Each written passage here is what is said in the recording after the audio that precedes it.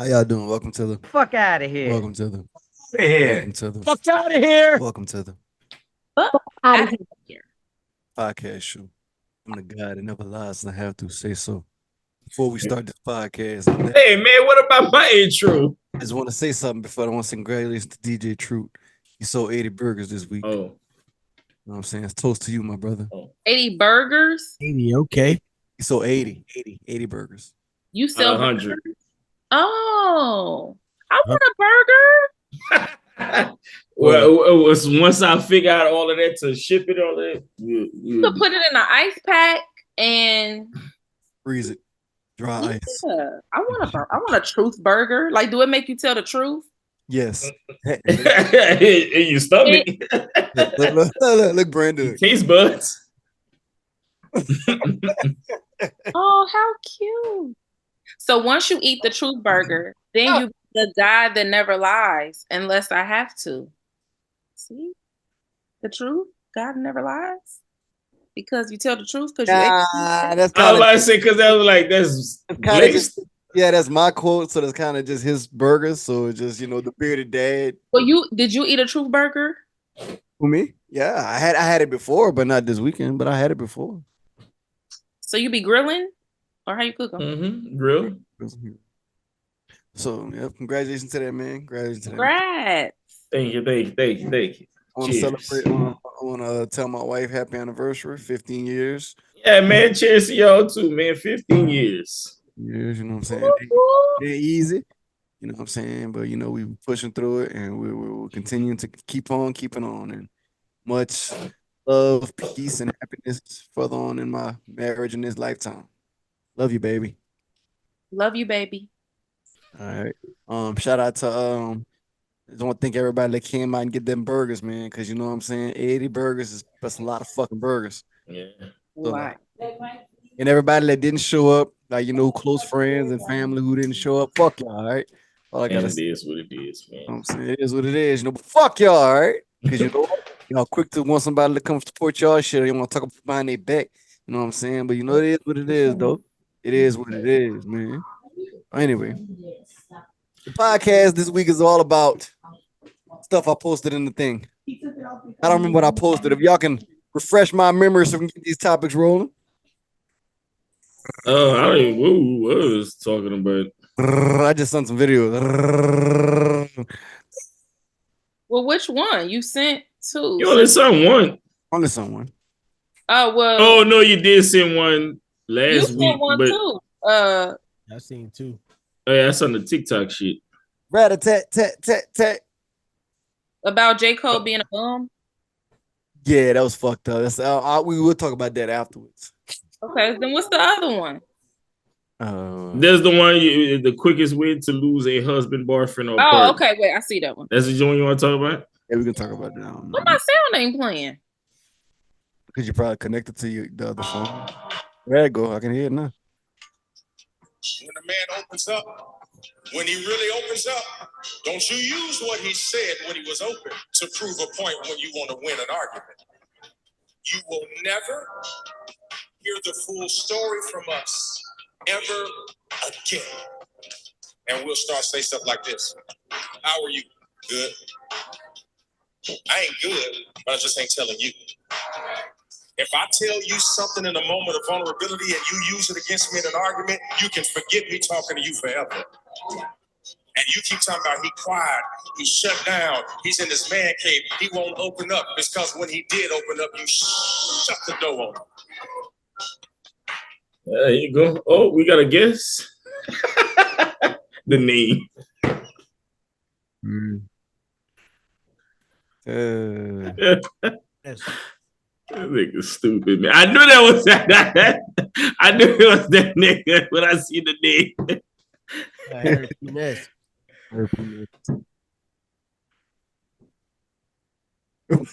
Why he can't hear you, dog? I didn't say nothing. Oh, I thought you was talking. Man, I ain't say nothing, man. I'm just All right, chilling, man. I'm just here to listen. That's it. all right, cool. So we just brought this topic up. Derek just played the video.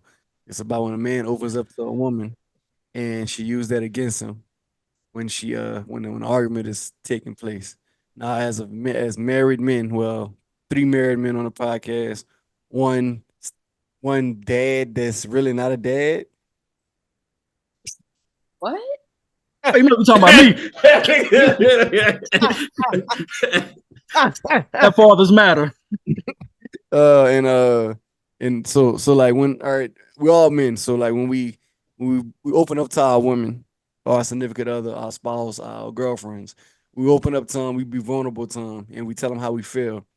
And then like a few months pass, and then y'all get in an argument. And then she be like, "Are you a bitch crying to me like a little hoe the other time when I didn't want to this, that." So like that cuts deep when women use what we our vulnerability, or when we open up to them and like express our emotions or our feelings or our compassion or whatever we're going through at the time. And when a woman use that against us, that puts us in a very, very fragile space to open up to our partner ever again. Cause for them, if we can't be open with our partners, who can we be open with? Cause you're our partner, so we expect y'all to like at least understand where we coming from, how we feel, instead of being made fun of or disrespected at a time of vulnerability. So, as the only therapist, Miss Brandy on the podcast, the only woman on the podcast, I'm not gonna ask you why women do that, but I just want you from a therapist standpoint, because I feel that certain times we can't speak to our women about certain things without them making it about them. Even though we talked about this already prior to, but it just when we do try to open up, and then they like that dude said they shut us down, we ain't never go open up to them again, and they wonder why we like cold, don't answer questions, or don't engage in conversations, or even like try to open up more. Like if something bothering us, like you said, we good, but we could be fucked up, like literally fucked up. Not just like financially, like emotionally, like stress, or just anything could have happened. Like we could have had a fucked up day at work, and we can't even explain that to our significant other because we feel they ain't gonna understand or even give us a vulnerable place to do that. So yeah. And can you So if that happens once, you'll never ever in life open up again? no, not life, just to that person, that our partner. Yeah, but that's a long time to not ever try it again. Like you fall off your bike before, but you got back on it at some point. Yeah, but Why is it a definite, like, I will never open up to her ever again? Then why stay with her? Because the relationship not going to work without vulnerability. So why not just try again? Or tell her that hurt your feelings, or don't be weaponized, so that you can work on being vulnerable again and her being that safe space for you. I couldn't hear you. What about if you're saying, if you're just giving not all of it, but some of it? Should is like, even I'm not gonna tell her everything. I'm gonna just say some of it, just make conversation. So it's like, I'm still wrong for not saying it? The actual problem? If the actual problem has to do with your Her. partner, Yeah, if it has to do with her. then yeah, you have to tell everything, because How is she gonna know? how can she fix it if she doesn't know what the problem is? She gonna be oblivious and thinking everything cool when it's not. So you're gonna be the one bitter and resentful because you're holding that in, and she walking around like, all right. So all right, you do that, right? Cool, boom. Tell her what it is. Boom. Next argument. She bring all that shit up. Fucking emotion ass bitch ass nigga. That's all you soft. You soft ass nigga. Damn, I just spilled all my guts out for you to just do that in the argument. Yeah, that's not cool. I mean, that would be grounds for dismissal for me. So I don't know, but I'm not gonna be with somebody that would weaponize my vulnerability. So, I'd be out. So I don't really know what else to say. I feel, but no, like real shit, like you saying that, I feel that is you could tell that you don't need to be with that person, because some shit in past relationship, like something happened in the past, you take that person back, and then in the next argument you bringing this shit up. It's like, then you're like, man, I don't need to be with that person because it's still on my head for whatever that person did in the past. So it's like, yeah. I mean, I think that we have to tell people what we need. Like, we gotta teach people how to treat us, and we gotta tell people what's not okay and what's okay. I think a lot of times in relationships, men and women, we act like we cool with shit that we're not, or we don't want to speak up about what bothers us because we don't want to look emotional or we don't want to look soft. But the other person don't know if you don't tell them, like, hey, that's a deal breaker for me. Don't bring that shit up, or don't use my vulnerability against me. But if you tell the person and they still do it, then yeah, that's not what's up. Because how can I trust you with anything if I feel like you're gonna bring it up? But I do feel like there is space for things like that to be brought up, but not in a way of like when we argue and I'm saying like, oh, you soft. But if you brought your concerns to me and you told me something or you were vulnerable, like, yeah, I feel like I am going to bring it up because I want to make sure that I'm handling it correctly. And I want to make sure that I'm understanding of what it is that you need in that moment. So, yes. But you're bringing it up in a good way. You're not bringing it up in a bad way. Yeah, but it can't be brought up as a way to, throw a jab at that person. Yeah. Like, hell nah. Like, I would never trust you again with that because it's hard enough to be vulnerable as it is. And once you do that and the person uses it against you, like, it would be hard to open up again. But I don't feel like the first time it should be like, okay, I'm never going to open up again. I think that there needs to be some conversation and dialect around that. But if the person continues to do it, then it's like, yeah, what did you want? Like, no, the relationship not gonna work because there has to be safety, there has to be trust, security, and vulnerability in a relationship. Without those things, it's not gonna work. There's gonna be resentment, bitterness. If I can't open up to you, I'm usually opening up to somebody else, and so that opens the door for other things. And so it's gonna crumble at some point because it can't work without those things. So, but all right, you say like if you go to somebody else's, like if you're sitting there talking to your home girl or your home or your partners, whatever, like I don't think is there something wrong? Oh, not at all. If that's the only person you're talking to about it, it's something wrong. Yeah. Because if the issue is with the person that you with, they have to know about that. Talking to somebody else is cool, like, because you get it off your chest. But when you go back home to that person and you're holding that in, that's gonna come out in some type of way. You're gonna be having an attitude, you're gonna be closed off, your energy is gonna be off. Like you could tell when something wrong with your partner, whether they're telling you that or not. You just know the energy be out. They act weird, they a little standoffish, they ain't doing what they used to do. So you start to notice a change. And I think that's another thing that needs to happen better in relationship. We got to be able to read our person. Like, know when something is off. Even if you like, babe, what's wrong? And he like, shit, nothing.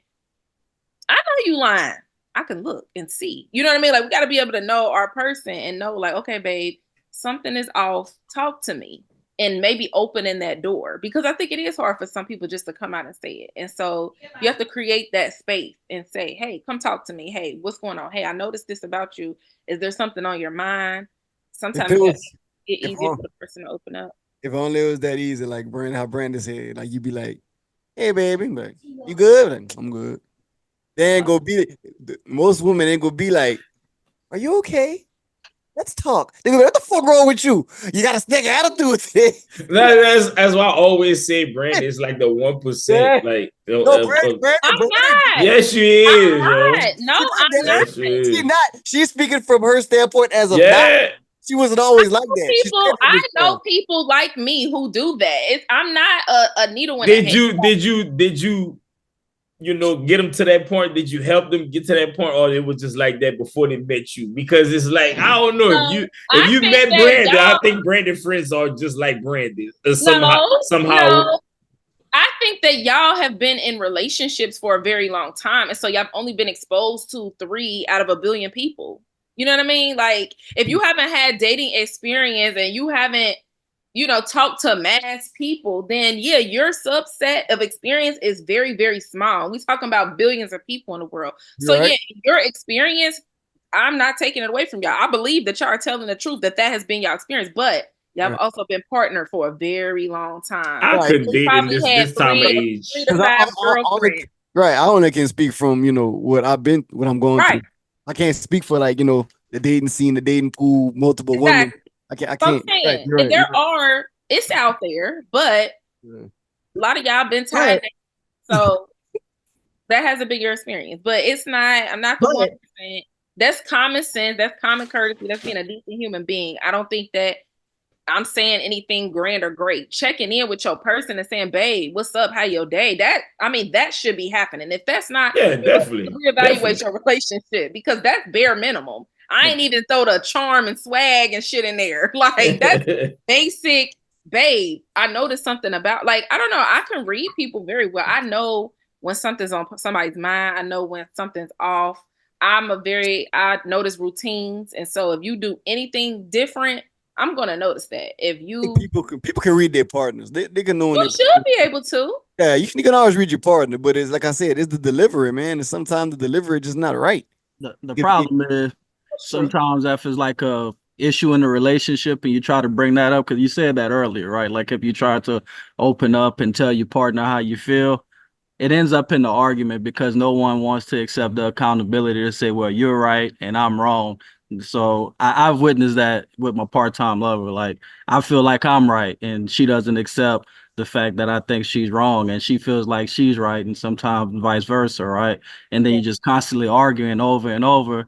And then why are we arguing about who right or wrong? It really don't matter in the grand scheme of things, right? Like, we can agree to disagree, babe. We don't have to. I think a lot of arguments is because I want to change your opinion or you're trying to change mine. But why can't yours be yours? Let's meet in the middle. You don't get nowhere with that. I don't even think we gotta meet in the middle. If we can respect each other's stance, right? Move on from agree. I can just respect it, and you can respect it and totally disagree and think that it's wrong. But if we're in this together, the problem is ours. It ain't yours and it ain't mine. It's ours. We on the same team, and I think a lot of times we be with an op.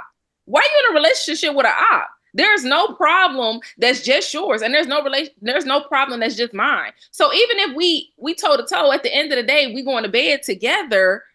Put that ass in the dirt.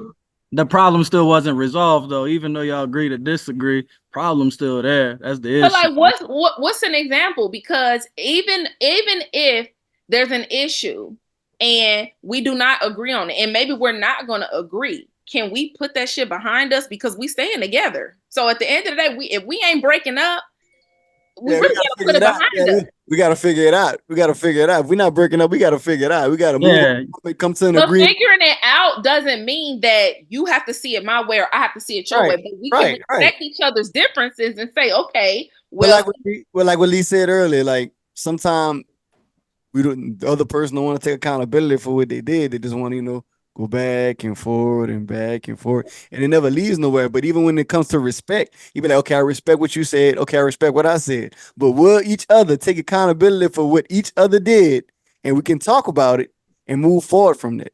Yeah. That's the main thing we need to come up with, because we don't want to keep saying, you did this, you did that, you did that, you did this, and it's not going to us, so we're going to sleep mad. You did this, I did this. Now, if each person that got blamed said, yeah, I did that, and the other person like, yeah, I did that. So where do we go from here? Yeah.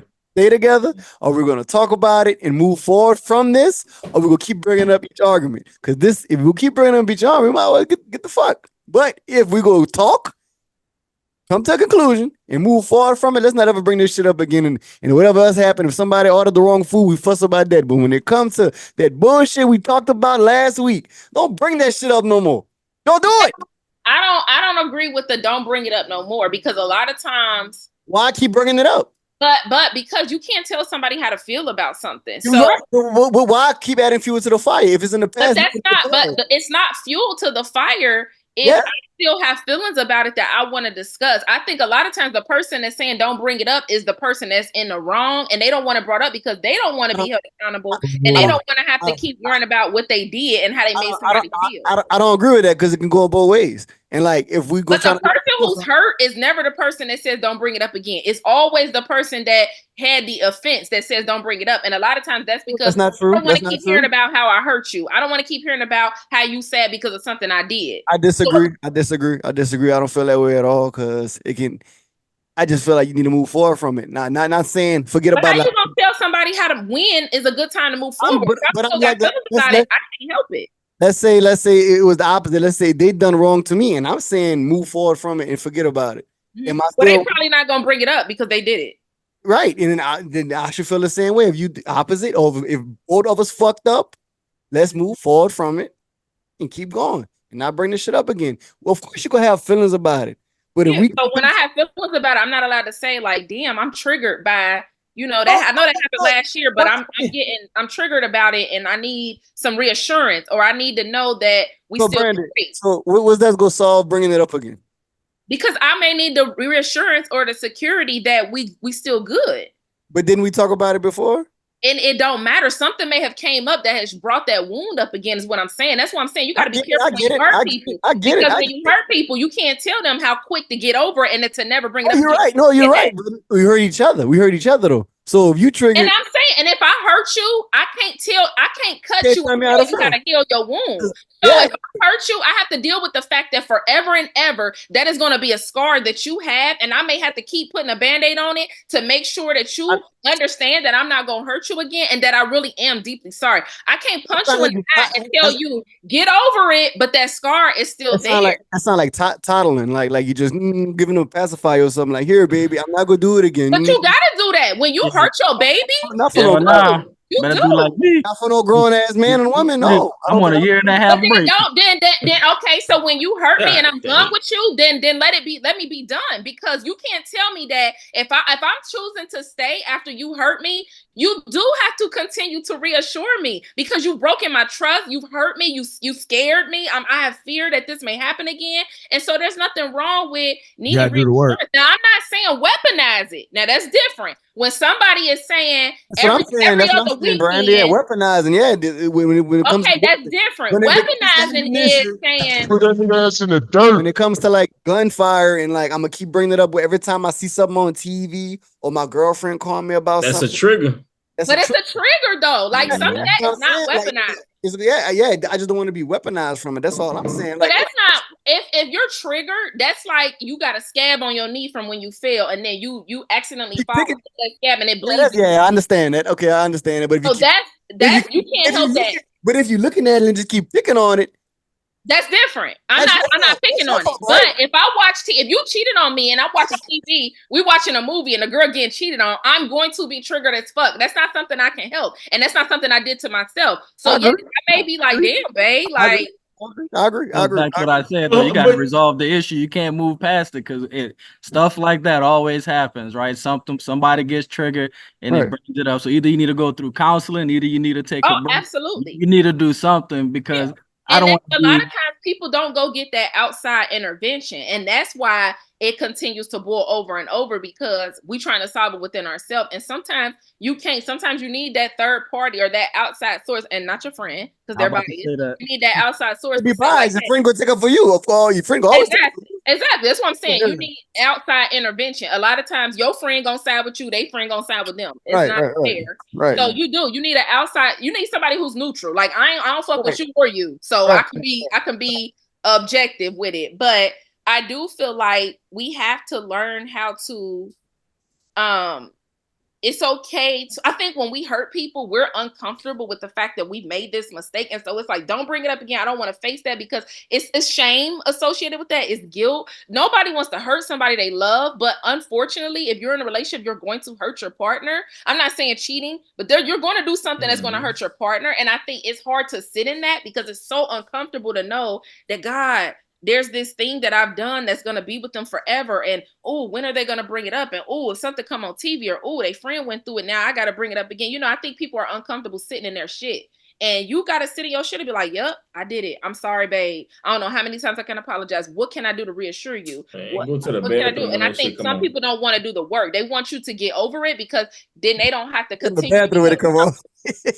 Reminds me of this movie I seen about this character named Brain, because in that movie, Brain goes through that where he's trying to win his family back, right? And he's going through shit, and he's doing whatever he has to do to win his family. Don't know what happened, don't know what triggered it, but Brain will travel, above and beyond to go be with his family, man. And that's a good movie. Y'all should check that out, by the way. Yeah, y'all coming soon. It's a great movie, man. You know what you're talking about. Now, I think the weaponizing part is like if the man is really putting in the work and the woman keeps saying like, "Oh, you got to do this because you did that. You got to do this. You got to do," like it can be weaponized. And it's like, "Oh, you going to hold him to that for the rest of his life." Like that's not fair, because if you're choosing to forgive, you got to really work on your forgiveness. Just like they have to continue to be held accountable over that over and over, you also have to always continue to work on your healing and your forgiveness. And that's hard too. So I think again, in a relationship, it's the problem. It's y'all against the problem, whether you're the offender or the victim in the situation. We both got a problem, because I got to work on this healing and forgiveness, and you got to work on the fact that you have hurt me, and it's not something that I'm just going to get over and not bring up. So it's going to be uncomfortable. So say, all right, say 3 years of somebody, they did something and 3 years has passed and that person still never, should I just give up? Or should I just leave the relationship alone? Like they just keep bringing it up every time, every little single time. But why are 3 they years bringing of it up? working hard. Are they bringing it up because they're like triggered? Is anything just? I look at it like this. It can be like, it even got to be a triggering thing. It can be like 3 years has passed, and let's say the opposite person's finds something, and he said, he'd be like, "What the fuck is this?" And then they bring up what you did, and they like, it starts a whole argument. Oh, okay. Now that's not right. That's not right, because I think a lot of people they play get backs. That's not. No, you can't do that. If you're going to forgive me, then you can't play get backs. Playing get backs is I'm gonna leave your ass alone and do some shit back. But if I'm gonna stay in this relationship, I don't get to get you back before we on good terms. And then when you find me doing something, then be like, "Well, you did it. Yeah, I did it, and you chose to stay and forgive me. Therefore, you don't get to get your lick back." So no, I don't agree with that. And that's part of the weaponizing, because now you feel like you got a pass to do something. And cool, if you feel like you deserve a pass, then let's take a break. You get your fuck back or whatever, your lick back, and then we get back together. But you don't get to deceive me. You don't get to deceive me now, because now you're doing the same thing I did. So now we both just playing get backs. What are we doing? You could have just left. You could have just left. And this is why I don't forgive cheating, because I know I'm gonna do that. So I might as well just leave you alone. Because what are we gonna keep playing back and forth? Because when I cheat back, then you're gonna cheat back. So then we always gonna be playing this get back. And that's stupid to me. I'm just gonna leave you alone. That'll fuck you up more than me fucking somebody and coming back. Like, I don't agree with the games. That's lame. And then you're bringing other people into it, because I'm gonna go fuck Andrew. Now Andrew didn't cause feelings, and I'm back with my nigga. Now, yeah, that's what I'm saying. Then you're playing with other people's emotions. You don't know how. I don't agree with that shit. If you can't forgive, then fucking leave. Right? You don't want to do that, because at the same time, you can be like, "Man, I'm gonna go fuck so and so," and then so and so catch feelings, or you catch feelings for so and so. Or you have a baby. Like, I've seen people play get backs, and then now you got a baby. Well, now you ain't never gonna get your bitch back, because now you didn't have a baby. Like, you know what I mean? It just yeah, there'd be some girls that'll take the man back. You know, I mean, not to point the finger at women, but women fall in love though. Like, see, guys will just go fuck something to fuck something, but a woman, yeah, she falling in love and catching feelings with the guy, and you're like, what the fuck? Facts. Women are more vulnerable, because a man go stick his dick. A woman go be hurt, crushed. She find another nigga she in love. I love him. I got feelings from him. I started liking the dude real hard. You know how y'all women is, Brandi. Y'all catch feelings. We're wired to connect. We're wired to be emotional.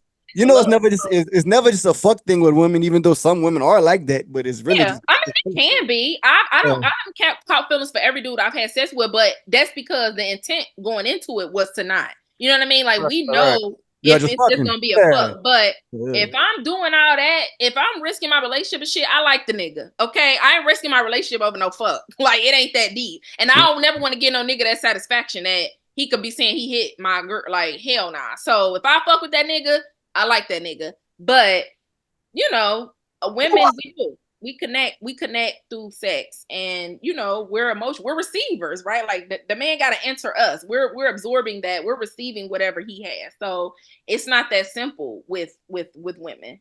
It's just not. I think a lot of women do that as a trauma thing. Like they got fucking daddy issues and shit like that, so they just fucking and all that other stuff that come into play. But so should a man get deep into a woman's past to understand where they come from before judging them? Because we never know a woman's judging. Why would you judge? Well, sometimes if you're, for instance, if you're a dude fall in love with a girl, you're not looking into her history, her past trauma. You're not looking into that. She gotta tell you that. Yeah, that's what I'm saying, right? Yeah, she gotta tell you that, but we're not looking into that. So the moment she cheat, and we don't know why she's cheating or what made her cheat, she might just not trust nobody because of daddy issues. So as a man, first thing we gonna say is ho, and she gonna be like, oh shit, nigga, you don't know what I've been through. That did she want to explain all that? Then you kind of be like, oh, I still don't give a fuck. You still a hoe. So it's like it don't matter at the end of the day until you start to understand the past trauma. Then you try to figure it out. Then you be like, oh shit, this is why she reacts a certain way. This is why she talks to this dude, because she not even daddy issues. It could be any issue, like lack that mama didn't talk to him or just wanted attention from anybody because nobody get him, was ugly. Or she fuck with you tough or rape, because a lot of rape, sexual trauma, and the sexual trauma makes them promiscuous. It makes them want to be connected. If she fuck with you tough, she should open up and tell you that in the first place to give you a better understanding. That way you're not trying to play, Sherlock Holmes and try to figure shit out in the first place.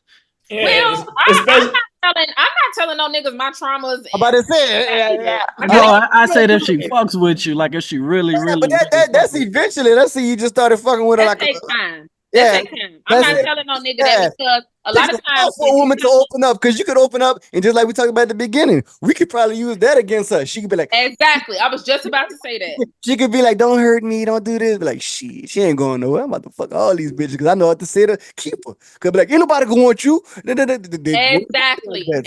And this is why a lot of women don't get around the block, because we think that if I tell him this, he won't see me worthy. He won't see me valuable. He'll think that I'm damaged goods. He'll think that I'm not saying all niggas do that, but they got some fuck niggas who do some shit. For sure. You go in telling a nigga what you've been through, he knows what you'll put up with. If you go in saying my baby daddy broke my heart, my ex-boyfriend broke my heart, every nigga do this, he know what you'll put up with.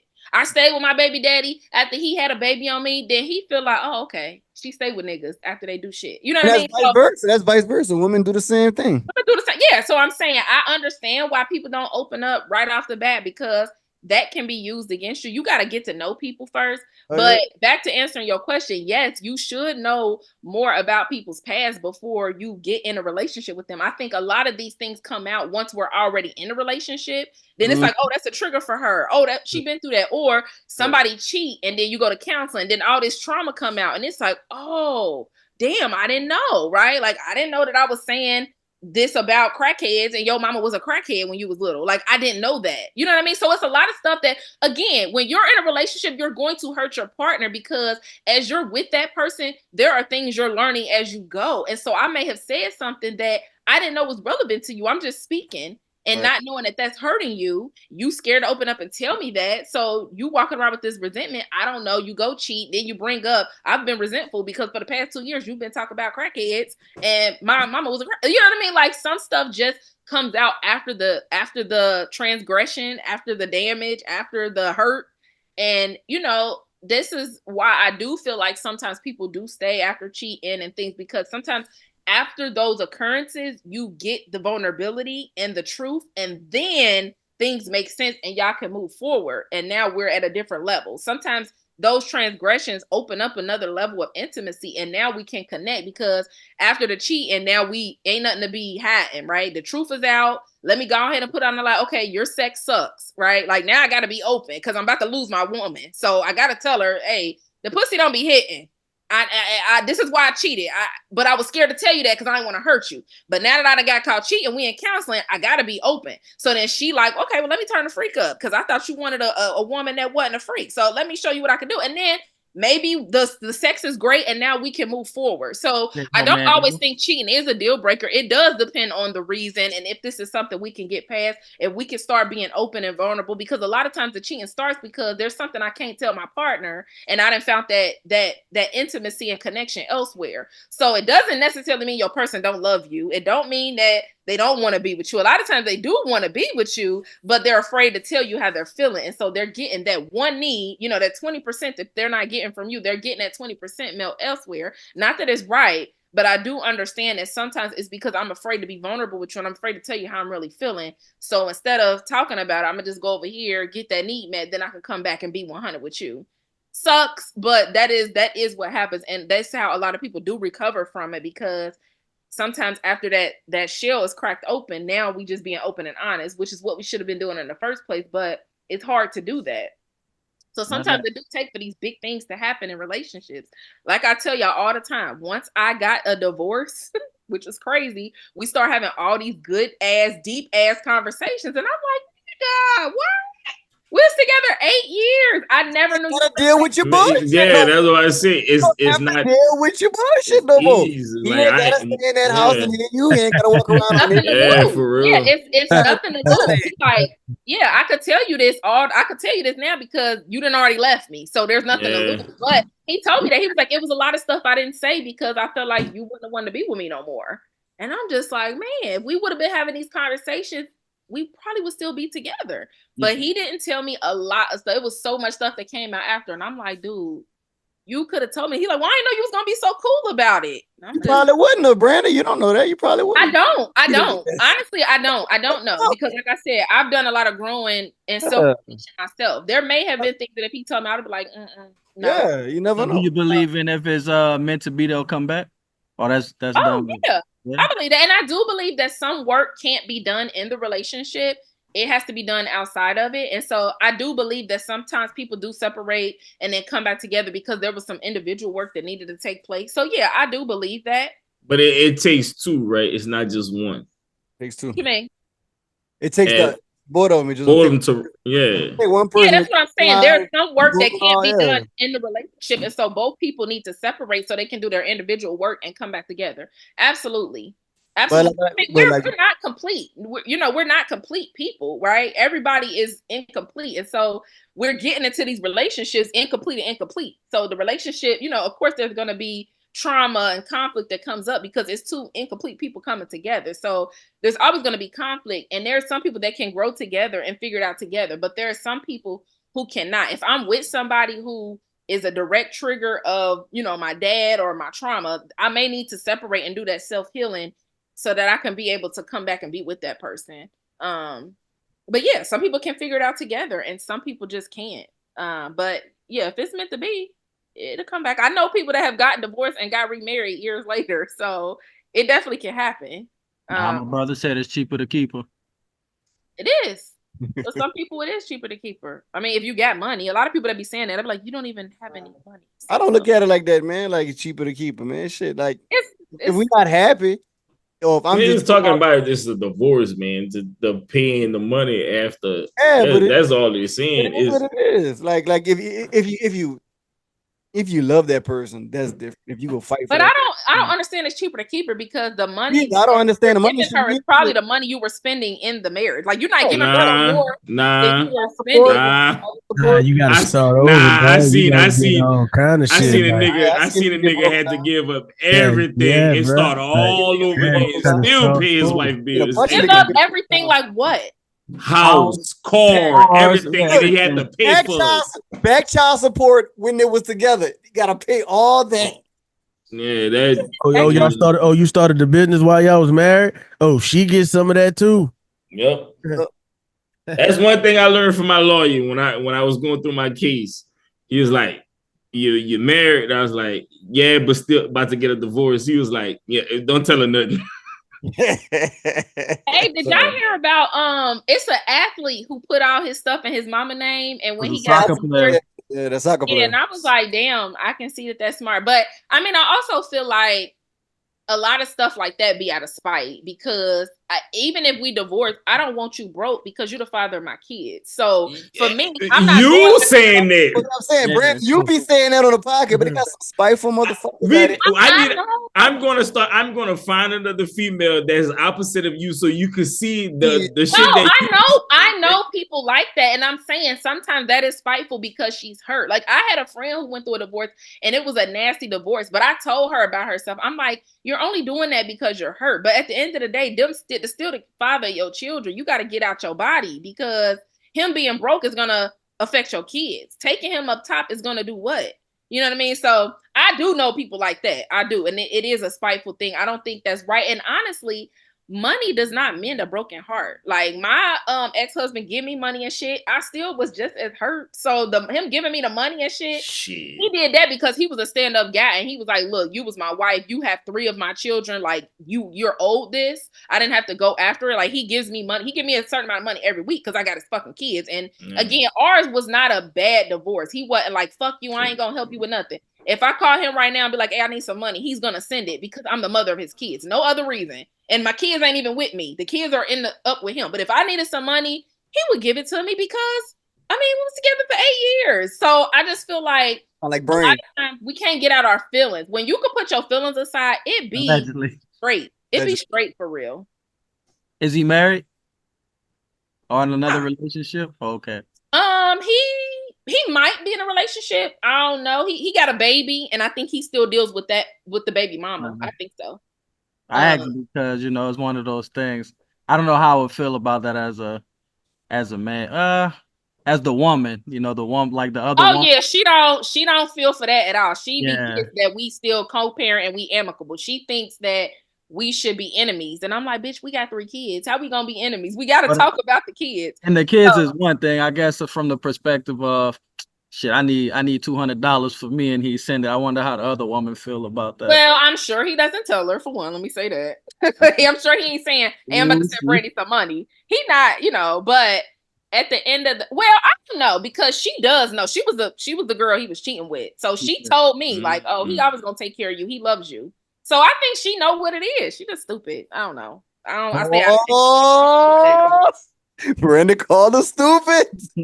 Future dad, you gonna edit this out or you gonna keep it in? She ain't too bright. But again, trauma and daddy issues will have you doing some shit that when you're not really knowing your worth. So I stay out of that. That ain't got nothing to do with me. But me and him have a good relationship, and if he needed anything, I would be there for him as well because that is the father of my children. Just a general question for everybody. Like, so what poly relationships resolve most of these issues? No, I've done a poly relationship and it does not. Let me tell you, if the relationship with the first 2 people is healthy and straight, and then they go poly, yes. What's a poly relationship? Multiple. Poly relationship is more than 2 people. Like if I got 2 wives or some shit like that, or 2 girlfriends, or vice versa. So if poly has become this a nigga get the fuck on 2 women thing, and that's not how it's supposed to be. I seen women with 2 men now. Yeah, I have to. But I will say that poly can work. Poly can work. I'm not anti-poly. Like I said, I tried it. What I will say is if you're not happy in your relationship and your relationship is not solid, poly is not going to fit the cracks. You have to already be solid and 100 with your person before y'all try to introduce somebody else. I went into a poly situation and I thought that it was healthy and it was straight. And what I realized that by talking to both of them was they were using me to fill a void in their relationship. And baby, I ain't no fucking baby doll. Y'all not about to use me to mend the gaps that are in your relationship. And so very quickly I learned like, oh, they thinking that something shiny and new is going to fix their issues. But what it did was all I did, y'all, was bring out all their issues. It was so fucking crazy. Like every new week it was something new. And I was like, oh shit. Like I would be talking to her, hanging with her, and she'd be telling me stuff about him. And I'm thinking like, then what the fuck you with him? Then I would be with him and he would be complaining about her. And I'm like, oh, y'all not happy. Looking into y'all bullshit because she basically wanted me to just talk to her and not fuck with him for real. So I feel like she would try to tell me stuff about him to make me look at him sideways. But I always told her like, well, shit, if I don't fuck with him, I ain't fucking with you either. And then he was at a point where he was like, well, me and you can just do this and I'll just break up with her because we already on the outs. But I'm not coming in to break up no happy home either. So like I told both of them, I'm gonna leave both of y'all alone. Y'all need to figure this out. But me having me in it is not fixing it. All I'm doing is highlighting the issues that y'all were trying to comb over by bringing somebody else in. I'm not a baby doll. I'm not a shiny new toy. Like, oh, we got something new. Let's focus on her. Because I'm trying to get to know y'all and I want to know what's y'all problems. How do y'all handle conflict? How y'all household run? You know, I would hang out at their house and stuff. They had kids. So I'm very observant. And I'm just like, oh, wait, they not trying to do poly for the right reason. They don't want to break up because they have kids. So they feel like, well, we bring something shiny new and we could divert our energy there and we don't have to face each other. Is there a right way? There is a right way to do a poly relationship? There is a right way to you probably got to start fresh. Yeah, well, I'm gonna say this. No, you don't have to start fresh. You don't have to start fresh, but you have to be open and honest with your partner. And he was doing stuff and not telling her. She was doing stuff and not telling him. And for me, if I'm dating both of y'all, then I don't have loyalty to one over the other. And I feel like she felt like, well, we women, so this is girl code. But at the end of the day, that's my nigga too. So I'm not about to keep nothing from him. And then when I'm with him, I'm about to keep nothing from her because the part of poly is we're all dating each other. So don't try to bring me in and triangulate me like, oh, don't tell him this. No, baby, that's my nigga too. I ain't keeping nothing from my nigga, and you should feel the same way. So I didn't like the way that they ran their relationship because why am I coming in to keep secrets if we all in this together? There should be no secrets. Everybody in this triangle should know everything about the other person. So they was on some sneaky conniving shit. He was low key trying to fuck with me for real, and like leave her out. And that's okay. Like me and him could have date night and she would know. She'd be like, y'all have fun, cool. Mm-hmm. And then me and her hang and he'd be like, all right, ladies, made y'all reservations. Go get y'all feet done, nails done. But then there will be some time that me and him would be doing stuff and I think it sounds like a pill. Out, and I'm like, oh no, we're not leaving homegirl out. Like I don't operate like that. I'm a woman first. So you think I'm about to slight her? I'm not. And Brandi, when I'm with her, okay, go ahead. Yes. Does that nigga sound like a pill? Well, I'm gonna say this. I listened to. They got a big producer in Atlanta. He's in a poly relationship. I listened to the interview, and this is him and his two wives. And again, and it worked because him and the dark skinned chick they got a kid together, and they was in a relationship before, and then they added the yellow chick to their relationship. I listened to the interview and like they explained everything. Probably solid. Like they probably solid because poly is the point of poly is because there are way more women than men. The point of poly is to give every woman access to marriage, resources, finances, right? And so that's how it's supposed to work. So technically, to be in a poly relationship, the man has to be able to take care of both women equally. There ain't no first and second, and she gets 75 and she get 50. No, you have to be able to take care of them equally. So that's where niggas fuck up the first because they can't afford two women. They can't afford two women. It's not like a pimp. So some pimps don't sleep with their hoes. They just have one that main chick that they mess with, but they don't sleep with their hoes. The one they always get, I'll put it like this: poly pimp. The nigga got one girl that he was with. Let's add another chick to the relationship. We gonna have fun. Yeah, together. But you see, the woman got the woman it's no with, hierarchy. She gotta be agreed. Yeah, they level out, but they gotta agree. Because even though I was going into the situation, she didn't get anything over me. Now, I mean, they had been together 5 years before I came into the situation, so they lived together. So naturally, he saw her every day. But like he said, he had to take care of both households equally. Even though if my kids needed something, technically, he was going to send me the money for that. So just because I was just coming into it didn't mean that she got more than I got. You have to be able to take care of both of them equally. That's why they mess up. See, if I was to get in a poly relationship, for one, all three of us staying together. You got 3 new incomes in, right? That's the point. It's supposed to be to bring everything together so that everybody benefits. My guy. Hey, calm down over there. I've been out here all day, goddammit. I'm sorry about that. Yeah, I was getting on you. But like I said, the producer nigga, he was well off, so he could afford it. Yeah, you know what I'm saying? So honestly, like even if I had a man, I got married, and like me and him are well off and we're doing good, I do believe that every woman should be entitled to that. And I know that your love for another woman doesn't take away from your love for me. So I would be open to doing that, even if I was like the first, because I do believe that, it's kids out here with no father figure, it's single moms out here. If this situation would have worked, it would have been great because I got 3, because my oldest is with his dad. I got 3 I was bringing in, and they had 3 in their house. And so technically me and her would have been able to cook, clean together. It would have been easier for him to go out and make money. Like, it would have been a very good situation, but they needed to work issues out. And that's what I told them, work out issues out and then come back for me. If I'm single, cool. I just ain't heard from them. But I think that it can work, and it started as a way to combine resources. I work, right? Like, I got my own business. I got good income. He made very good money, and then she worked too. So yeah, obviously 3 is better than 2.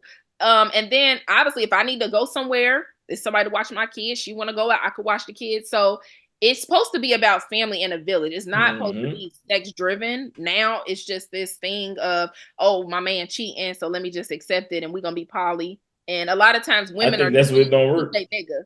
And I ain't doing that shit to keep no nigga. If he want to be a cheater, that's totally different. But if I'm into women and that's something I want to do, like, I absolutely think it could work. I think now a lot of women are doing it, hoping that it saves their relationship. And baby, all right, Brandon. Let's get into the after dark segment. So how that was in the bedroom? Like, what do you take turns? I didn't. Me and her didn't have no. Me and her didn't fuck around. Y'all didn't fuck over, just you and him, and he and her. Y'all just switch. It was like your turn, like your turn, like it was like that. Well, I mean, it wasn't nothing that we discussed. I assume one day, because like certain people, when they bring somebody into their poly relationship, they have to be involved. It's like there's rules and boundaries. Like, okay, y'all can fuck, but he has to finish with me. Yeah, like, y'all can have sex, but not separately. We all have the sex, at the same time. It's never, I don't think it should work like that if you're in a poly relationship, because if you look I'm not saying because they was already together. Like if they'd have came into the poly, like, let's do poly fresh, but they was already together. Like Brandi said, they must have they were already together, but they've always been poly. So I wasn't the first. Always been poly. Okay, yeah. So they're on the poly train. So it was never a we monogamous and then let's just open our relationship up. When they got together, it was to be poly. So it should all we didn't get that. We also didn't talk that long. So like we didn't have no threesome. I never seen them fuck or nothing like that. We didn't get that far. It did not last long. When I come into situations, I see stuff very quickly. I don't think that's a true poly relationship. I mean, yeah, because y'all weren't even living together. I would think if y'all living in the same room. I'm not gonna just move in. No, I understand because you got kids. Brandi said that already. Said they were just trying to use it as a toy. Like Well, no. When I met him, the intention was, like, he told me right off, the intention is for us to all live together, build, have resources together, have a family. But we were just in the dating phase. I wasn't about to uproot my kids. It's not a pimp, man. Stop saying that. That nigga ran game on Brandi. Better believe something, everything he said. No, man, that's what you think, man. That's in your head, man. Brandi figured it out. Brandi said, y'all not using me as the motherfucking toy. Fuck y'all and y'all relationship. I'm out. To me, it wasn't him. It was her. It was her. No, it wasn't. Hold on. He said they both were talking about each other when it was with Brandi. Right. But it wasn't a matter of running game. Everything that he talked about, he could back up. He had money. They had a house big enough to take me and my kids in. They had land. We was gonna garden, grow food. Like, I mean, I'm not saying he was a liar, that they're not poly or none of that. Oh yeah, I believe that, but I'm just saying, like, the way they went into the poly relationship, it didn't seem. I just was not cool with the way they had their relationship. They didn't have a solid foundation. They didn't have a solid poly relationship. Yeah, it's like I'm an open communicator. I wanted to sit down and have meetings. I want us to do stuff together. You wanted the real deal, but like it seemed like they just. And they were moving very fast too, which was a red flag for me. Like, they was talking about moving in ASAP. He was trying to help pay my bills. He wanted to meet my kids, and I'm like, I'm still getting to know y'all. So it was just like, nah. I got you, baby girl. I'm gonna be your mother, your father, your daddy. Yeah, and the poly, I think you gotta be a little, like, for a woman, she gotta be at least a little bit of bi-curious, because it's gonna get to a time and point where in that bedroom shit get a little freaky. So that's why I couldn't be in a relationship with 2 men. Like, me, a man, and a woman. Because I'm like, whoa, big dog, we ain't about to be slapping nuts together. I couldn't do too many. We ain't about to meet bump in this motherfucker. Not meet to meet, wall to wall, not in here. But every situation is not like that. I follow this poly couple on TikTok, and the women don't have a sexual relationship, but they all live together, raise kids together, but they don't have a sexual relationship. So it's different forms of poly. It's basically whatever you wanted. There's no rules. You make it what works for you. And so there are some relationships where everybody don't have threesomes, and maybe there are two people that kick it and two people that don't. You know what I mean? It's not a right or wrong way. I said, we just hadn't got to that part. She didn't feel like, oh, it got to be all of us or you can't fuck on him. It was nothing like that. We literally just hadn't got to that part. Me and her had hung a couple times, but me and him both had flexible schedules, so we got to hang more. So naturally, I grew closer to him quicker than her because she had a 9 to 5, and so her availability wasn't the same. But so he was piping. Yeah, all right, I get it. That's nice. Man, well, he got a nigga. What? He was piping. Shit, that's what's up, Brandi. Well, they lived together, so I'm sure that they was fucking. Like I'm assuming that ain't my business though. Going to be in a poly relationship or something, because you can't satisfy 2 women. That's a lot. Right, definitely a lot. Boy, it's great. Man, it just like you say, he went back and do it like, all right, I'm about to smash that one. I'm gonna go to Brandon's house after. Like, and what I did like about him was he was a real man. Like, he wasn't sex driven. He did not come into it. Like, sex didn't even come up. You know what I mean? Like, that wasn't the driver. He was a man that had a lot of resources, and he felt like there are women out there with children, raising children on their own, and we're trying to build and connect resources. I was no, you know what? No, because the producer that I watched, the producer I watched when he was watching the interview, his wife said the same shit. She was like, they don't have too many good men out here, all the men are taken. Yeah. So that's why they like doing the again, it has to be a man that can afford it. There are men that are taken, but can all these men afford to take care of multiple women? And then you're not just taking care of the woman, you're taking care of her children. So for me, I got 4 fucking kids. You know what I mean? So he had to know coming in, like, do I have enough resources to be able to provide for the household I already have, and plus accept a woman and her children? You know what I mean? So, like I said, he was a stand-up guy. We was cool. I think that me and him would have been okay, but I think there started to be some jealousy too, with her, because she like, wait, what the fuck? You know, and it was a lot. But all that to say, it can work. It can be a beautiful thing. But I think that there has to be a lot of communication, a lot, because just because it's poly don't mean jealousy don't come up. Just because it's poly don't mean that we don't have issues. Even if I'm loving and accepting of the situation, sometimes it is hard to see your person walking around the house smiling on the phone with their new boo. You know what I mean? So there are still factors that go into poly that are present in monogamous relationships. And you got to get your ego out of it, and you got to really be in it for the cause and the family unit, and not just, oh, that's mine, you know, the possessive and shit. That shit don't exist in poly. You get to experience people, you don't get to possess them.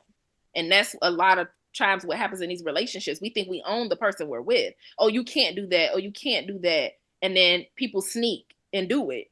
You know what I mean? When you're free to do it, there's no, you know, like, he was free to fuck on me if he wanted to. So there was no pressure to do it. We didn't have to sneak. So it just wasn't a thing. I think there's a thrill that comes with not being able to do something. And so when you tell your person you can't fuck on her, then you want to, because there's somebody telling you no. But when you're poly, she like, y'all go have fun. Like, go to the movies, have a good time, call me, tell me how it was. You know what I mean? So me and him wasn't like, ooh, let's go fuck.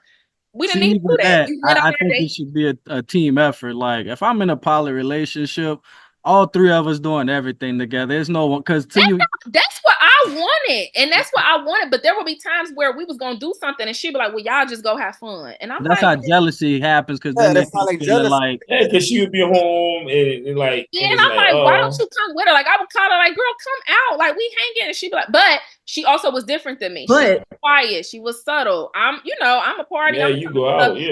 And so she was like, I'm a homebody. Like, I don't do stuff like that. I'm gonna just be at home. And I'm like, okay, well, tomorrow I'm gonna come kick it with you and the kids. So I'll go over there, meet her and the kids to do something. So, I tried to make sure that I spent time equally with them. But we did stuff as a throuple, as we called it. So we did. I'm not one to care what people say, but how does like one's family accept that? Like if I pull up, with two women, everybody go, I see you, my brother, nephew.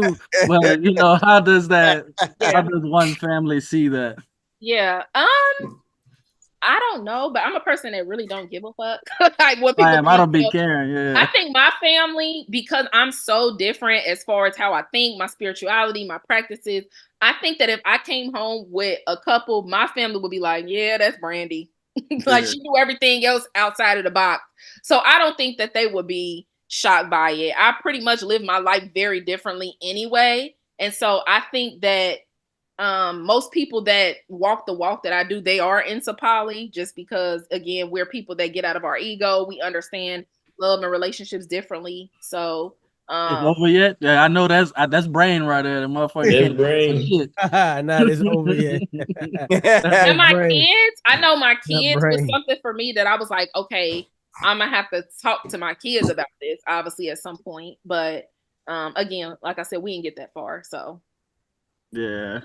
People gotta understand. Just go back to the producer, dude. The yellow chick. She said her family don't even like fuck with it. So she gotta her family don't even talk to her. So it's like she gotta deal with her family not talking to her. She gotta deal with her baby father. Like it's all kind of shit, but it's like, but she got a support system with the dude and the other girls. So it's like they're helping her through all of that shit. So that's what she said. She's like, they're family now. Like that's my family, and my daughter about to meet them, and it's like we're gonna be just a family together. And it's like, damn, I was like, shit, that's crazy. I was like, and that's what it's supposed to be about. Like I did used to enjoy when I would go over there, me and her cook together, we'd play some games, have some drinks. I did get close to her children. So, I hated to walk away from that because I love kids. I get attached to kids and I don't like to be in and out of people's lives. So I did try to stay in it as long as I could once I met their children because their kids, really like me. But yeah, it's more about family and having that village. Again, I live in a state where I don't have any family. I moved to North Carolina. So that was like a extended family for me. Like around the holidays and shit, they was like, come over. Like, don't be by yourself. My kids were gone. They like, come over, we baking cookies, we gonna do Christmas games, so like I said, I think it's a beautiful thing when it's done right, but there has to be a lot of communication and trust, and it takes time to build that. They don't know me, so how do kids feel about that? Because that's different for kids nowadays. How do they feel about it? Well, because they were poly, their kids were used to it, so I wasn't the first person their kids met. They actually had a girlfriend for I think a year or two, and then that broke off.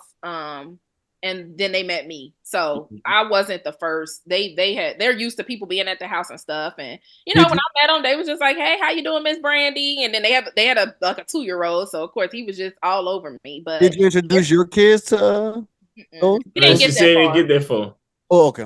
Yeah, it take me a long time. Ain't nobody meet my kids for a long time. So we didn't, but they felt the way about that. They felt like, are you really in this? Because you met our kids, but we ain't met yours. But I'm like, I don't date fast like that. Y'all wanted me to meet y'all kids, and I was willing to because that's what y'all wanted to do. But don't put that pressure on me, Yeah.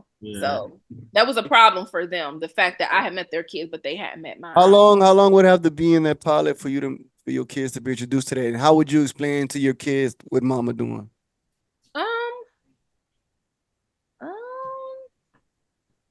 Ooh, y'all like that Shannon Sharp question. Give it up. Are they, I don't know. You gotta see our faces like nigga, everybody got quiet.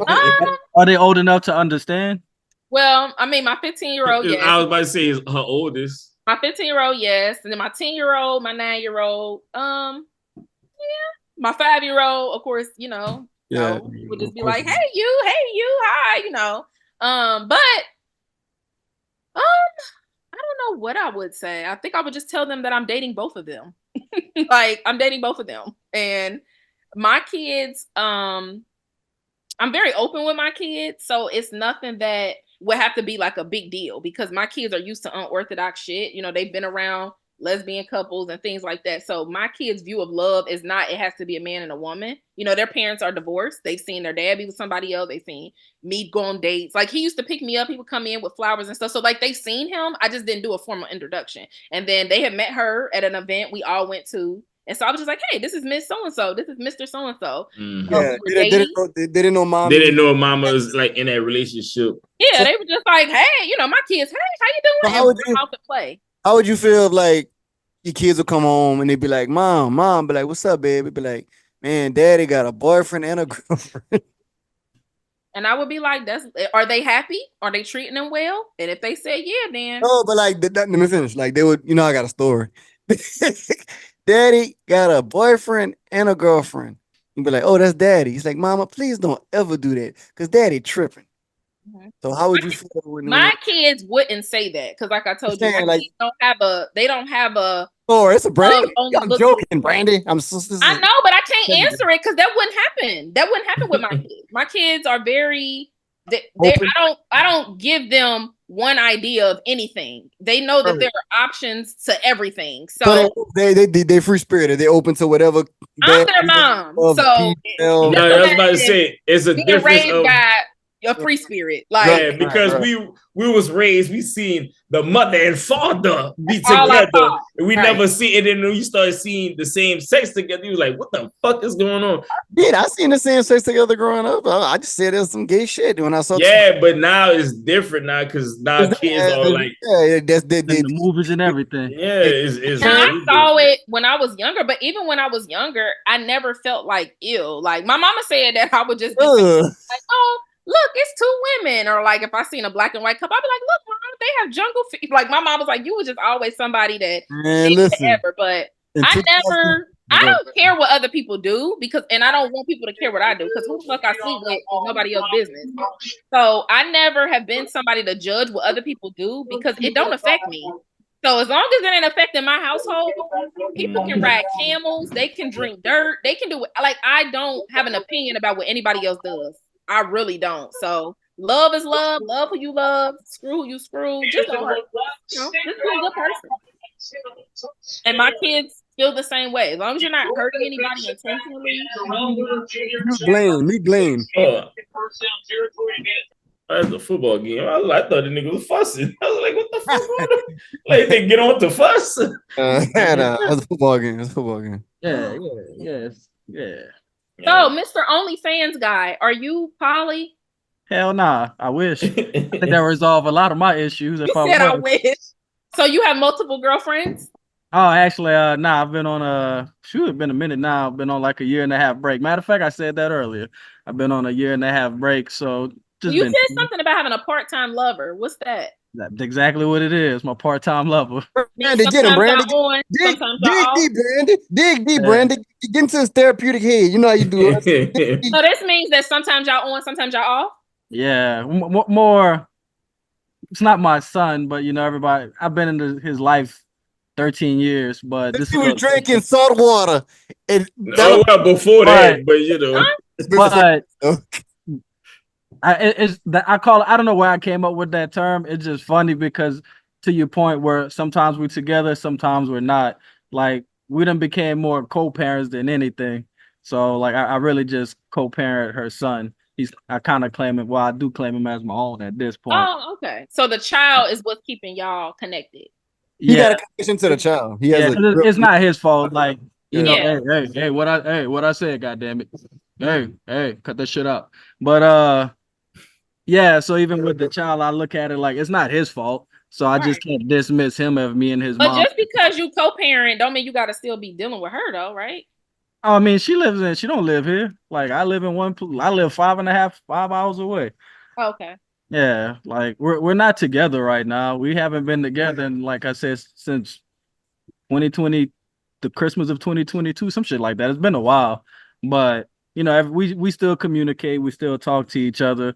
But that's what I was saying earlier. You know, it was one of those things where one of us want to feel right more than the other, right? But it took us to take a break, and then you know, it's kind of like she done did some self-healing. Me, I just been chilling. Like I don't need to be in a relationship.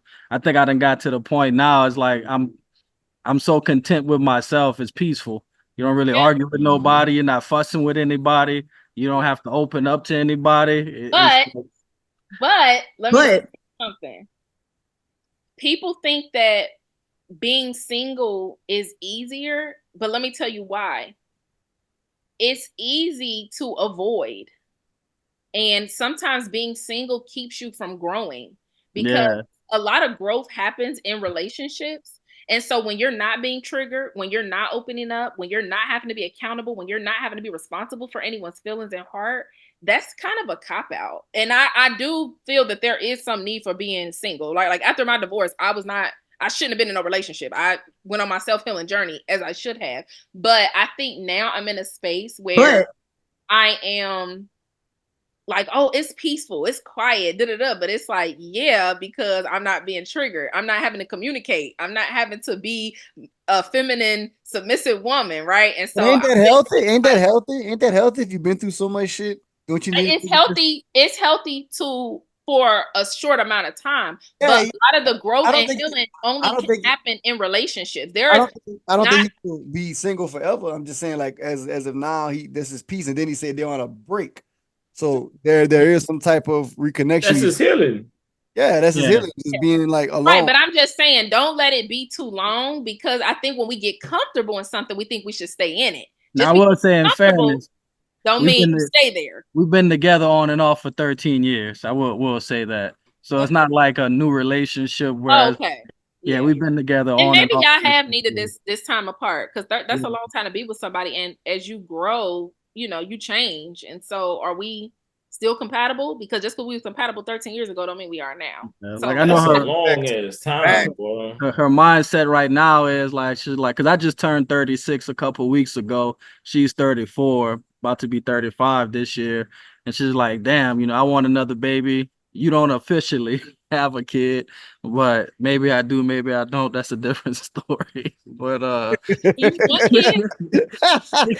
that's a different story. But she's like, I know she wants another baby, but not just to have one. She's kind of in the mindset now, like, if we're on good terms next year, where do we go? Do we, do I want to have a baby? Am I committed to it? Like, she's been trying to reconnect. I give her that, but like I said, last year and a half, I've been so peaceful. It's like, are we ready to, like, that was a good conversation earlier, right? It's like, did we really talk about it? Did we really figure out who's right, who's wrong? Are we gonna come to agreement? Because I don't want to get back in this thing. And to Blake's point, we still talking about shit in the past. It's like, hey, we should have resolved that shit before we even broke up. So it's, or we should have healed from that 1.5-year break. Yeah, we should have healed from that, right? So I guess we'll see. But you gotta ask yourself: do you want to be right, or do you want to be happy? Right. I want to be right, goddammit. You might be right and you might be single. You know what I mean? Like, everything I said, being right, then you shouldn't be in a relationship. If you only want to be right, there's no point of being in a relationship, because that's irrelevant. Everything I said earlier was real life stuff. Like when I said women, if they talk to another guy, they catch feelings, and men don't care. That's because me and her both been through that together. Like, she does it with her feelings. Me, I'm like, shit, it's just the fuck. I don't give a damn. Like, I don't give two shits, right? So it's like, are we gonna move past from that? Like, is she done what she doing? Am I done doing what I'm doing? And now, in fairness, now, black men don't cheat. Just gonna throw that out there. Black men don't cheat. Just saying. But right, like, because we done had conversations where, somebody said it earlier. I was gonna say it because somebody was talking about it.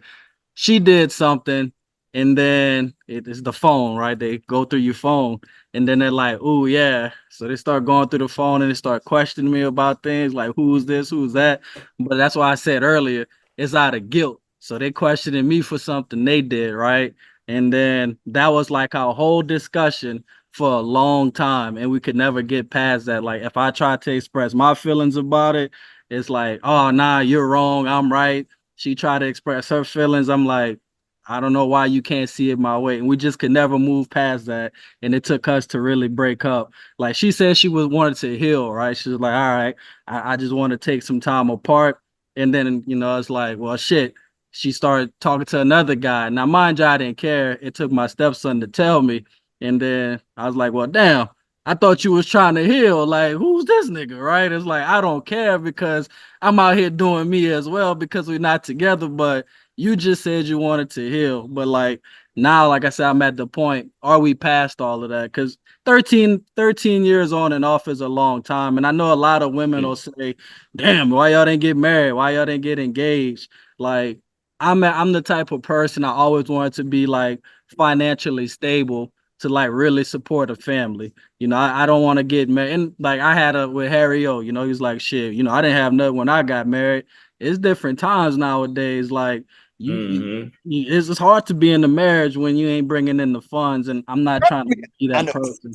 Because a man has to feel secure, like he gotta feel like he is providing and protecting. And exactly, shit. Because I didn't have shit when I got married either. I just got laid off, fired, shit. Yeah, and it's stressful. That causes stress on a relationship. Even if your woman is supportive, just feeling like you're not contributing. Like me and my ex-husband went through that. There was a point in time where I was the breadwinner, I was paying, and even though I was supportive, he still did not feel like a man. No matter how much I told him I didn't care and how much I said I got us this month, don't worry about it. I know you're about to start working. I still understand that it is hard on a person. And there was a time when I got fired and I was pregnant and not working, and I still felt shitty. And he was like, "Who cares? You my wife. You at home pregnant. Oh, who cares?" But I felt like I'm not helping. I'm not doing it. So it does. What are you wanting to mean for real?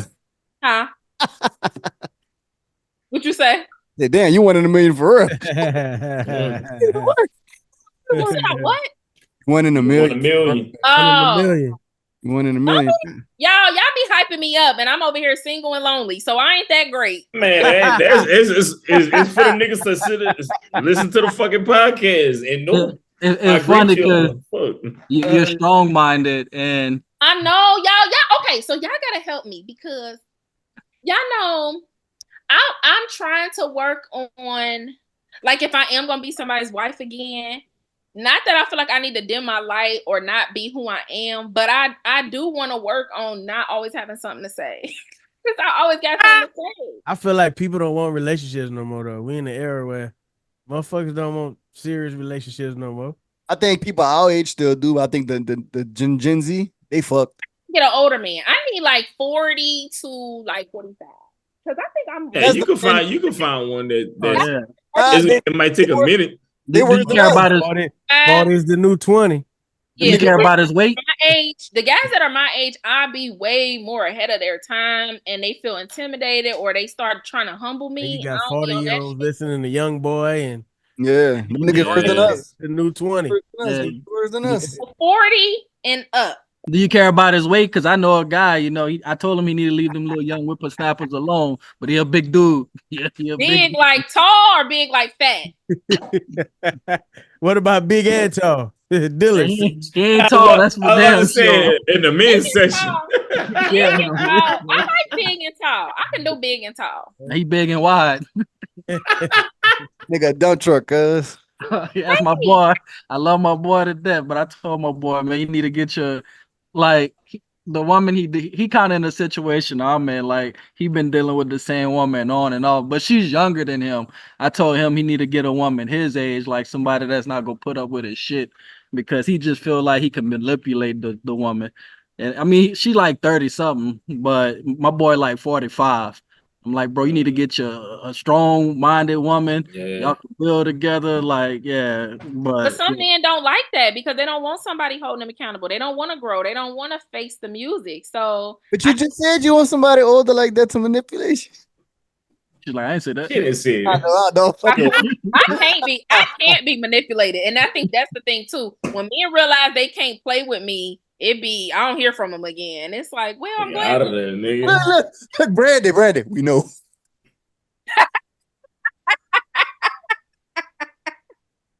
Now we know. Men are just intimidated. Not all men, but some men are just intimidated by a strong-minded woman.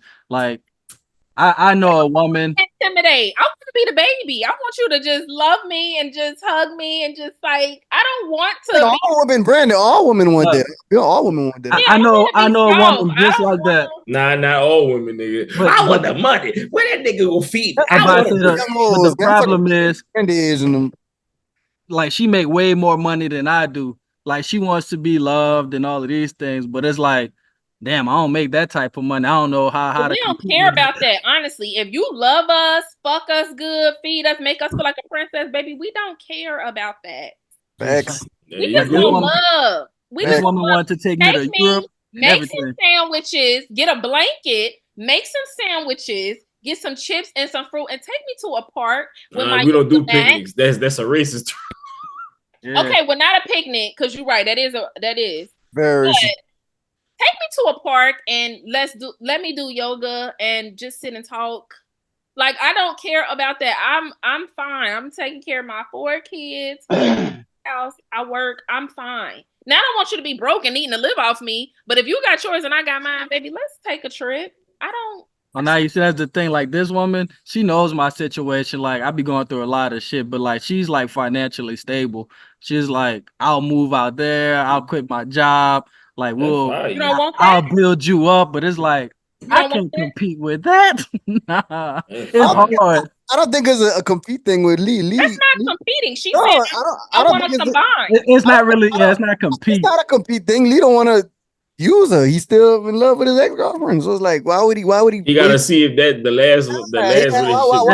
Why would? Oh, I thought you was talking about the girl you co-parent with. Nah, this somebody else. And I will say, I've been honest with this. I've been. Oh no, run from her. The girl that said that, run. Like but it's she a cool chick. Don't get me wrong. Like, down to earth, cool chick. Nah, the fellas met her. I don't think she's that. Who's a nothing wrong with the girl who said I'll move there and move in with you. Cool as fuck. Nothing wrong with that girl. Yeah, that nothing girl wrong real with her. good. Like, Lee like Blake said, Lee's still in love with his ex. That's a good girl, man. That's a real good girl. Well, don't hurt. If you don't want to be with the one girl, don't hurt her. Just don't. You said he's being honest with her, so and I've been honest with her. You're being honest with her. I've been honest with her for a long time. Like, but are you still fucking her? Because if you be honest with me, but you still fucking with me, Lee doing what his girl doing. Huh? We're not doing that anymore. That's the thing, right? We're not doing that anymore. Got a love triangle going on. Yeah. It's because it got to a point where I just felt bad. Like, I could have been the nigga that used her. I was like, you're gonna find a guy that's gonna fuck clean over you. But I know, like, her feelings are like she wants to get married type shit. She's like, you know what? Let's get married. She don't have kids. I don't have kids, right? Allegedly, I don't have kids. But you don't have kids. I don't have kids. And like, she's looking at it like somebody. No, don't do that. But she done tried multiple relationships, and I can't for the life of me figure out. It's like, why do you want me? Like, she done had guys. Man, like, that's it, man. That's your motherfucking money, blessing, blood. I ain't lying to you. That's your blessing, blood. Man, and it's crazy. You just said that. Do you believe in people coming back? Love will find you. If she keep going through relationships, she's a part of the portion there. No, I understand. No, I understand that. I understand he got to get it out of the system to move on. But I'm just saying, that's the way the girl is telling you, like, I don't want nobody else but you, and I keep coming back to you. I'm understanding your keep coming back too. They both keep coming back. I can't. Do you just stay with women that you've already dealt with because it's more comfortable than getting to know somebody new? Nah, I just knocked somebody down at the bowling alley, and she wanted a relationship too. But I was like, I done knocked you down at the bowling alley. That was spontaneous, right? That was a little spicy. Oh, that's what you were talking about. We talked about her before. Yeah, we talked about her before. Oh, because you knocked her down at the bowling alley, that writes her off from being able to be relationships? Nah, it ain't that. She drank a lot, and when she drank a lot, it's like she all talkative, and I didn't like. Yeah, the truth come out. Like, she talks about her past a lot. Like, I've been to jail and I done did. Oh yeah, I don't want to hear it. Yeah, I'm like, I'm too old for that. I'm like, you don't get no brownie points with me. Yeah, being loud. Yeah, that's that young girl shit. Like, I don't mind, like, being that I don't go out. Like, I'm not looking for other women. Like, this one came to me. Like, if somebody approaches me, then it just kind of happens. But I'm not looking for like other women. It's not a thing of like I'm just comfortable dealing with some of the women I deal with. Like I can go out of state right now and talk to somebody. I had an opportunity in Vegas, but I was only doing that to be a wingman to one of my best friends named Jim. That's not his name, but that's not the story. But Yeah, we understand. I'm gonna just use him for an example. But Oh, Jim, huh? So why don't you deal with anybody that's local? Because it seems like these are a lot of long distance.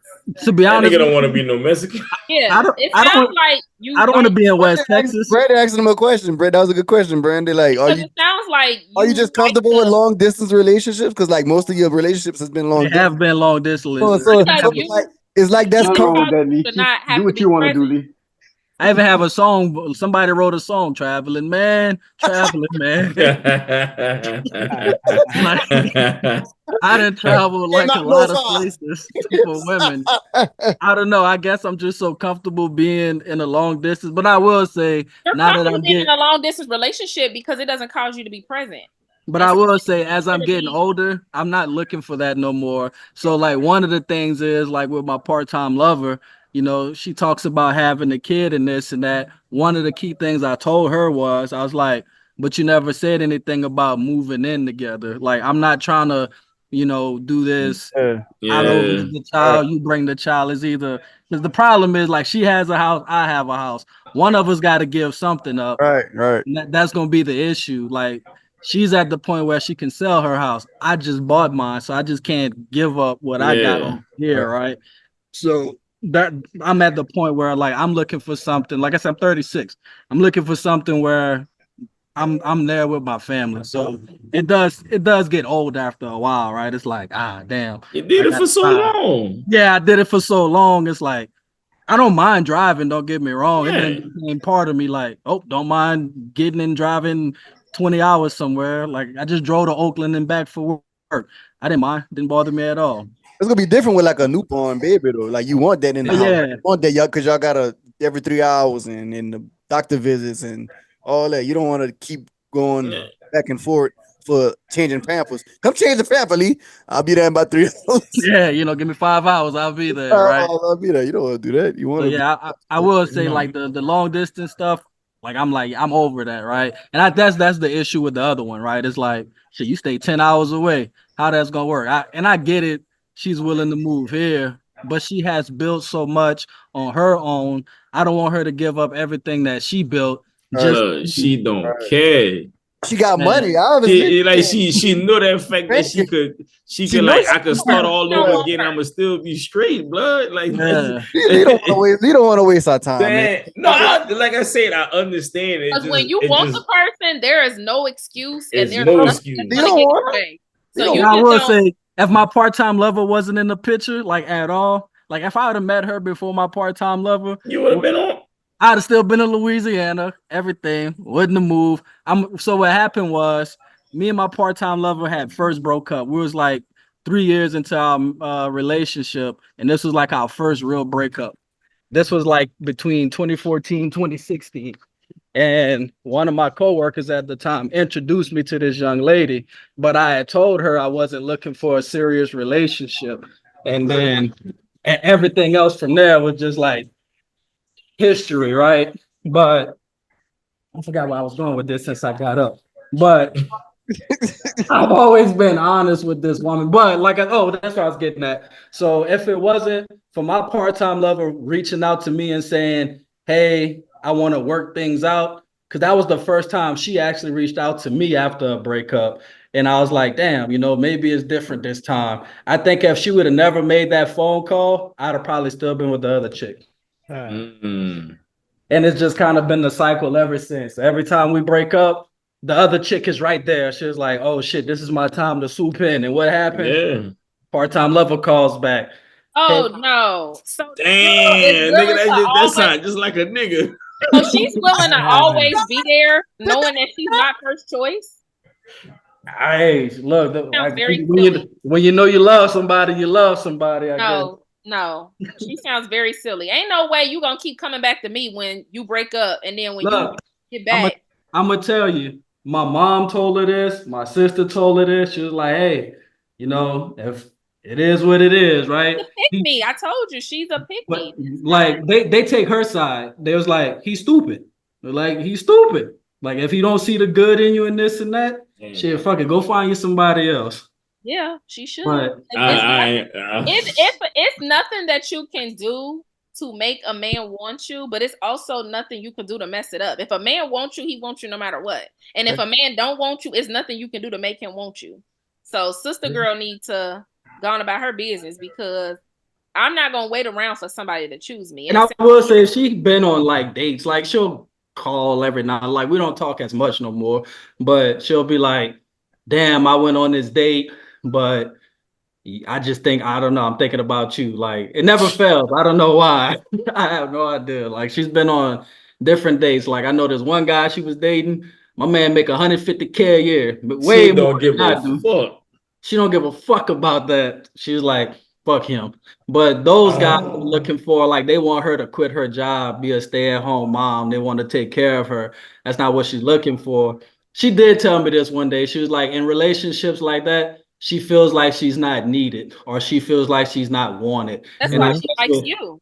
yeah, because I make her, and I don't ask her for anything. Like she's just a giving person. Like we was fixing the trailer at my mom's house, and I didn't ask her for anything. She just went ahead and spent $700 on flooring. I was like, whoa, wait a minute. She was like, tell your mom, this is a gift from me. I was like, damn, like you just gonna drop the bag like that? But she's just a giving person, helpful person. She's a goofy person because it sounds like man, she ain't goofy, man. No, that girl not goofy, man. Let me Stop tell you calling that why. girl Brandon, that. no, She's Brandon. goofy. Hey, Brandi, finish talking. The bitch goofy. Stop that. She's goofy. Let me tell you why. Because she would much rather chase a man that doesn't want her instead of there it is. care for her. So there she it is. has an issue where she feels like love means I have to prove myself and be chosen. Then love is just somebody wanting me for me. And it sounds like the man with 150K is saying, baby, there's nothing you need to do. I'll take care of you. She wants the challenge. She wants the project. No, I want to be. I don't think Leah project. I don't think Leah project. Not a I will project. say, yeah, I'm about to say, I got just my see own the house. I'm not saying project in that way. I'm saying it's a project because she got to put in work to fight for this man that continuously does not choose her. That takes work. That's a project. I'm not saying he's a project or something to fix, but I'm saying there are some women that they enjoy having to work for because maybe their dad wasn't there and they have this notion that love means I have to fight for it. Love means it's hard. Love means I have to show and prove. And so that's more comfortable for her. She's more comfortable with you because she kind of is on the upper end. I'm proving, I'm chasing. Where there's a man who's willing to love and give her, that's probably uncomfortable because she wasn't loved in that way with her parents, her dad. There's something that happened in her life. That's not healthy. That's not who you should be with. Because a woman that don't know how to be loved, that's scary. Can we just say that God is talking to her and God is telling her Lee is her blessing and you just gotta keep on. You gotta just wait on. You gotta wait on us. I don't want to go deep into that. He who finds a wife finds a great thing. Why is she trying to chase and be? Because she know Lee is a good person. He just stuck on that person. It ain't about being a good person. Hold on, Brandi. You don't have to wait to be chosen. You Hold on, want Brandi. a man that repeatedly chooses his first woman over you. What is wrong with you that you don't feel like he gotta get that out of his system to move on to the next person? If a man wants you, you don't have to wait on him for nothing because when a man wants you, it don't matter what he got, what he don't want. He know the woman. He not gonna let her get away. I don't feel that. He's let her get away. The fact that nigga go in a relationship with that girl and he's still thinking about the other one, he's just gonna fuck up everything. No, just don't do it. Just let it bleed out. What you gotta bleed out for the last one to me. If it's gonna work, if it's gonna work. If it's not gonna work, you know you got somebody on that's gonna actually love you for who you are. Yeah, but how long is she gonna wait around? Or that's the thing is that's waited long enough. Apparently, she gonna wait 13 years with her goofy ass. So. It ain't been that long. It ain't been that long. I know you do the other side. I said that about Lee. He been waiting this long with his goofy ass. You know what I'm saying? We don't know shit. Why are you saying that? We don't know. I just want to apologize for saying the B word at Fate. I didn't mean that. But Fate. Personally, I met Fate. Fate is real cool, down to earth, very giving, a loving person. I don't know why she keeps doing that because maybe she got real strong feelings for Lee, like really, really strong feelings. But we all know where Lee heart at, so it's like Yeah, but like you saying, Blake, like Lee, that girl fake. She a cool girl, but like you just said just now, it could be the opposite. That girl could be saying the same thing. Of course, could be saying that to Lee about somebody else. Like another day could be like, oh, he's still around or goofy nigga. But you don't know that if you love somebody, you love somebody. She like Lee, she like Lee. That don't make that girl whatever brand they calling her. That don't make her that. No, that just that's just bad judgment on a person. Cause nothing about that girl make that girl fate seem like she that. She's just a open, kind-hearted person who sees she like Lee, and if you want something, you go fight for her. That's all she is. She ain't no simp or whatever she calling her. I don't see that about that girl. Not at all. She's But real, everybody I got ain't their own gonna lie. opinions. Some She's real. underlying I will say trauma. that. She has some underlying trauma that has made her feel like you have to chase or You're find assuming. a You don't know what she secure got. a man That's instead of a assuming. man being the one who finds a wife. She's Well, fulfilling the man's role. Probably because I snatched her soul. Maybe that's what it is. But I tell you, drop, You drop. did And know. again, that's goofy. If you're willing to do that's all that not over some dick, goofy. Stop it burning happens them. though. That's not Hey, goofy. Brandon, that's not Man, you good. guys know, That man. happens. no That's dick just that's that's gonna just have me waiting around for some man to keep going back and forth with his I I ass. ain't understand, had no Brandon. dick I like that understand what We you saying. before. understand. Brandon, I understand what you're saying, yeah, Brandon. Like you see, looking at it like, girl, you don't leave him alone. Like from a girl on girl standpoint, you'd be like, girl, you stupid. Why you keep fucking with this nigga? He don't want you. I And get that. she's a catch. It sounds like she's a catch. So the She's fact definitely a catch. She's definitely good, but like, so that's silly to go out and get what you deserve. Get a man that wants you, that says, I can't go a day without thinking about you. I want you. There's nobody else.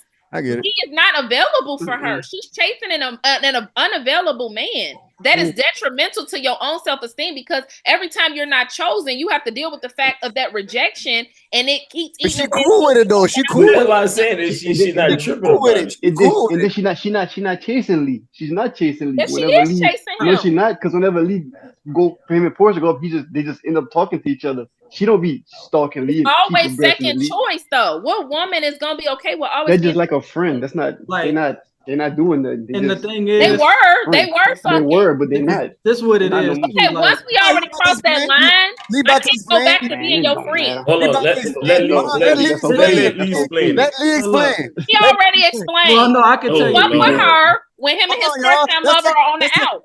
Let's take a 30-second intermission. I gotta get a drink. Man, that talk y'all keep Well, talking look, about Blake I'm Blake gonna ass. tell you, like, we don't like right now. We're not really talking. The problem is if I go back home and she knows I'm home and we see each other, all of those feelings come back. Like she just, all of those feelings just never went away. And then I'm only there for a short period of time. So for her, she's like, damn, what can I do to like, try to not, I ain't gonna say win me over or anything, That's but what it is. it's hard to throw those feelings away. You said that earlier, right? When you have feelings for somebody, it's just you didn't say it in like the words I'm saying it, but it's just hard to get rid of those feelings. And for her, I think that's how it is. It's like all the butterflies come back because I barely go back home. I may go home 2 times, maybe 3 times a year now. Like I used to go, I used to live there. I don't live in Louisiana anymore. So about time she sees me, she's like, damn, I ain't seen this nigga in so long. Like, oh my God, like these other dudes she probably see all the time. Like one of the guys she used to work with, right? She see him all the time. So for her, maybe it's like, oh fuck, I see that nigga all the time. Maybe she wants the long distance or something like that. But Again, because Nah, she's man, I think like her to heart chase just set on you, the dog. Like real shit. unavailable. that's what it is. Could have just Yeah. like, yeah, she just like It's you. real Yeah. of knowing that it's unavailable, and that's what I'm saying. And she don't, and she probably just don't want to get to know somebody again. Just get to know somebody. It's just like for what? Like I know in my heart at my heart is on Lee. Like You gotta think about it. She did so regardless much. of the fact that we friends. Once did- I that was available at a bunch of times throughout them 13 years of on and off. It's just that I wasn't available. This is the longest I You're really available for been her. available. You're Nah, available. I will say because I said earlier, like every time I break up, I just don't want to get right back on the horse. I'm like, Mhm. let me You get over the want to heal. old You want to shit. heal. Yeah. You want to heal. Yeah. Because when I was younger, right, it's like, oh shit, I'm gonna just move on to the next. I ain't worried about it. But as I got older, it's like, all right, let me take a little minute, let me get a little reset because I'm the type of person. If I talk to a woman, I'm not just trying to like, not lately it is, but like I'm not just trying to like, I just want to hit it. Like if I feel like we got a connection, it's like, oh shit, maybe we can build something here. That's why I don't like talking to like other women at all, because I know the potential. I am a good person, and usually a woman sees that, and then it They takes don't want to something, be right? friends with you. Yeah, they want it to be more. Yeah, and it's like, you know what? If I was an asshole, I'd have just been like, don't care. But I care Mhm. about people's feelings too. And I'm like, I don't want that bad juju to come back on me either. That's the other thing too. So I try to do right. I learned that honesty is key. I'd rather be open and honest with a woman. And I think that's really what it is with her. I'm so Yeah, open and honest about everything. She's like, well, shit. You like the Either I challenge. accept it or I don't, right? He ain't lying, so what do I want to do, right? And Mhm. that's I think that's what it is, because she probably dealt with people that lie about situations and these other things, and it is hurtful. But when you run across a real one, it's like, fuck, like damn. To Blake point, yeah, I need that. Like fuck that, I don't give a damn what I got. Like I said, like I said, like it's hard to accept. Like you telling him, he's like, this what it is. This the type of thing I got going on. This is what it is. Like if you can accept that, cool. If not, move on. She like, damn, you serious? Like, She even bought my stepson a GameStop card for Christmas. you know what I'm She saying? ain't had to do that. Like, Like serious. Think about it. Like if she willing to buy his woman child a GameStop card, that's game, bro. yeah, she bought everybody a Christmas gift, and she found out he was there. She was like, "Well, ain't his fault. I'm gonna go ahead and buy him a gift too." Like she even mentioned jokingly, she was like, "Shit, if y'all all want to go to Disney World, not the woman, but I'll take y'all to Disney World. You and the stepson, if that's what it takes." Because she know he's not going anywhere, so Yeah. she's willing to do. In Brandy's eyes, simp. Shit, hold on. How you say it, Brand? Shit, goofy. She's a goofy. She's a goofy. Oh But man. Yo, and I'm the bagging, type of man. That's not person. right. I don't She like ain't no breaking up good. with people. I'd rather a woman break up with me, because Oh, yes. I'm not gonna say I'm cold hearted, but I don't really care. Like I'm not gonna go cry about it. I could easily move on, go find another woman. Not saying like I'm all that in the bag of chips. I got a little belly and everything, but I don't know. That shit Women, don't mean I nothing, don't know. brother. I think it's because I'm a silly person and women are attracted to my humor. Really think that's what it is. But that's just what it is, right? I rather a woman break up with me. And like if my part-time lover really called me and say, you know what, I'm done with this shit, I'd probably be okay with that. I'd be like, all right, I'm okay with that. Mhm. Now I know I can really move on, and she's not coming back. But she always comes back. That's the thing too, right? It's like fuck. I guess it would take me to really say, get out of my way. Yeah, you be done with that shit Yeah, I'm completely. done with this shit. I'm tired of this shit. Then the day's Yeah. gonna be up to Yuli. It's like Yeah. Cause she could see, she could say I'm done. We don't have to do this no more, blah, blah. And then once she see you happy, huh? What's up? Why you not? You know what I'm She saying? gonna be So out of there at that point. you know what I'm saying? So Once I you move gotta be on, that's strong. you can't.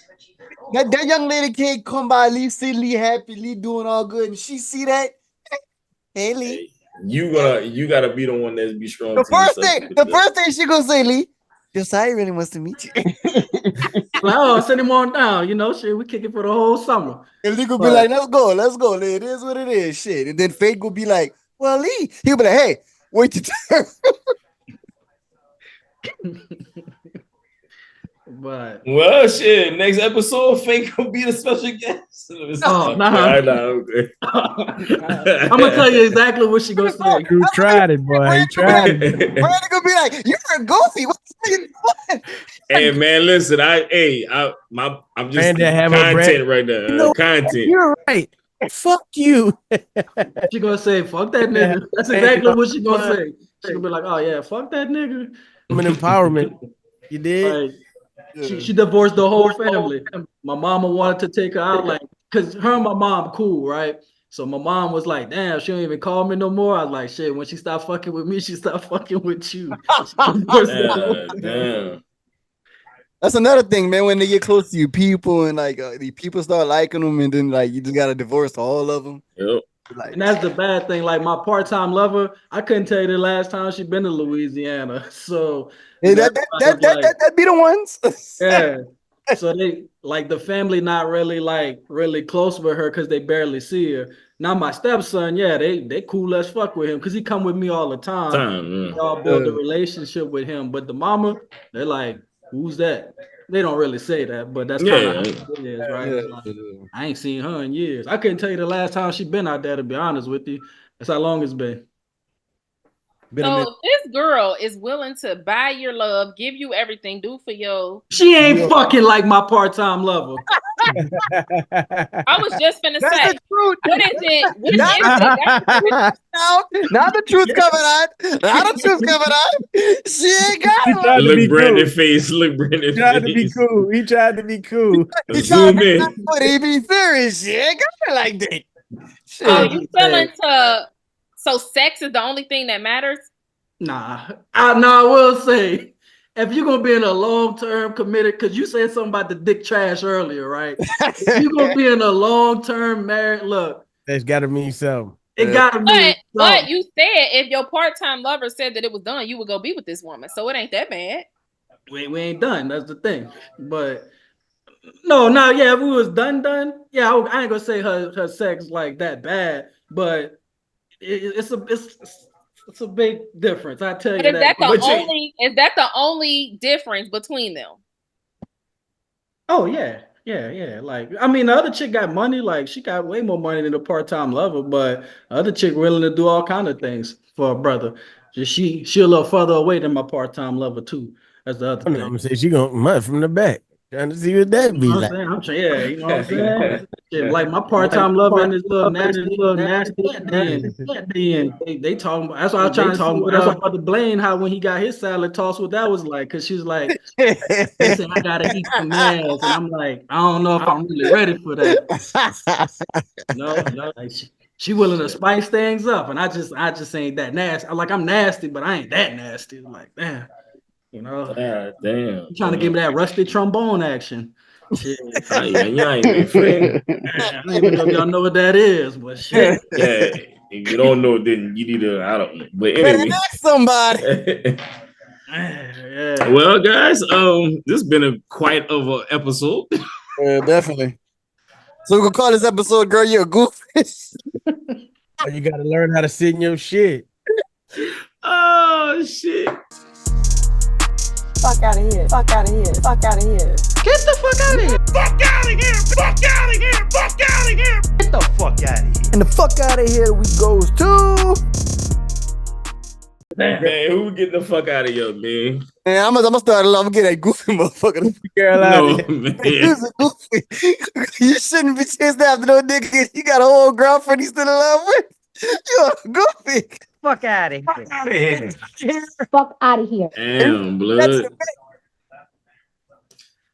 Well, I don't have no fuck out of here. Mine is great. Shout out to everybody that supported me and supported my fam. And yeah, man, get your true burgers, man. We in business. You hear me? You heard? Hit me up. Let's do this. So you gotta describe them true burgers on the menu. What you like what? Man, listen. All you gotta do is just bite in one. And I ain't gotta say nothing else. I ain't even gotta explain. I ain't gotta say this, that. No, just bite the bit. That's it. Said that shit was nasty. I ain't gonna lie to you. Hey, everybody got their opinion. I can't. I'm not gonna be like, oh no, you. I'm not about to do all that. Hey, look, who said that? I didn't say that. I took the Derek all the time. I did not say that. Look, but Derek, he got mad. Derek, for you to believe that, though, we can't be friends. Shit. Shit. Derek, no, for a fact. If I'm gonna tell him something, I'm gonna tell him. We talk all the time. Thanks. Shit. All right. Brandi, Joe. I ain't got nothing, bro. I ain't gonna lie. All right, Joe ain't got nobody. Brandon. You ain't got nobody. Brandon ain't got nobody. Blaine. Yeah, man. It's been a while since I talk about this. You're right back with my brother. I don't know the person, man. It's been a while since I talked about this person right here, man. This guy was a great contributor to the world. He led people free when people were going down in bondage and everything in the world. Damn, fuck out of here to Jesus. That's crazy. Never. Man, Never. I would never. By the time of Nah. Abraham Lincoln. I like to get F out of here to Abraham Lincoln. Oh my gosh. Not the man that freed the slaves. I want to give a shout out to Scott Francis Key for doing the right thing today. Fuck out of here. Fuck out of here. Fuck out of here. Fuck out of here. All right, Yeah. this is a very interesting episode. So I just want to thank everybody that came through, man. Listen, if you drive a Porsche, have faith. If you didn't catch it, you didn't catch it. Sorry. Even though you need a little spin. Hey, and if you want to take it to Disneyland, don't be a goofy. As the part-time lover and the chick, man. That's what you should, man. Don't forget to grab a glass of brandy. But make sure you buy a True Burger. Hey, and after you finish, grab your Joe. Why? Because I said You heard? Might put a little spit on them burgers, man. In the meantime, between time, this is a great episode. I'm the guy that would last and I have to say so. And it should be the dead DJ True. See y'all next week. You heard? We're gonna have fate next week. You heard? Peace.